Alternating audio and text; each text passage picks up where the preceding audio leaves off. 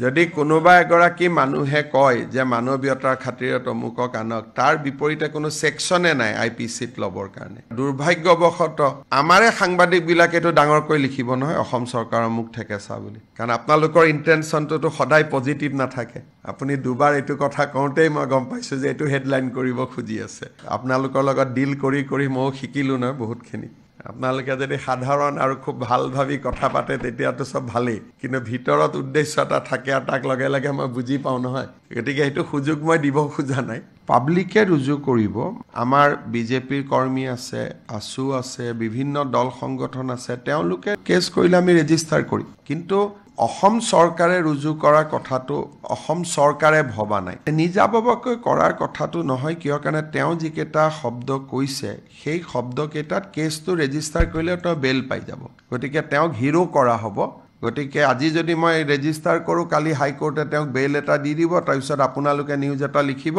অসম চৰকাৰৰ মুখ ঠেকেচা বুলি হেকাৰণে মই আপোনালোকক সুযোগ দিব খোজা নাই কাৰণ আমাৰ ইয়াত দুৰ্ভাগ্যবশতঃ আমাৰে সাংবাদিকবিলাকেটো ডাঙৰকৈ লিখিব নহয় অসম চৰকাৰৰ মুখ ঠেকেচা বুলি হয় নহয় কাৰণ আপোনালোকৰ ইন্টেনশনটো সদায় পজিটিভ নাথাকে আপোনালোকৰ লগত ডিল কৰি কৰি মই শিকিলো না বহুতখিনি আপোনালোকে যদি সাধাৰণ আৰু খুব ভাল ভাবি কথা পাতে তেতিয়াটো সব ভালেই কিন্তু ভিতৰত উদ্দেশ্য এটা থাকে তাক লগে লগে মই বুজি পাও নহয় হেকাৰণে আপুনি দুবাৰ এটো কথা কওঁতেই মই গম পাইছো যে এটো হেডলাইন কৰিব খুজি আছে গতিকে এটো সুযোগ মই দিব খোজা নাই যদি কোনোবা এগৰাকী মানুহে কয় যে মানৱীয়তাৰ খাতিৰত অমুকক আনক তাৰ বিপৰীতে কোনো সেকশনে নাই আইপিসিত লবৰ কাৰণে গতিকে এখন চৰকাৰে সব ভাবি চিন্তি কৰে আৰু কৰাৰ কাৰণে আজিলৈকে আমি সাকসেস হৈ আছো নহলে 1,29,000 বিঘা মাটিটো আমি খালি কৰিব নোৱাৰিলো হেতেন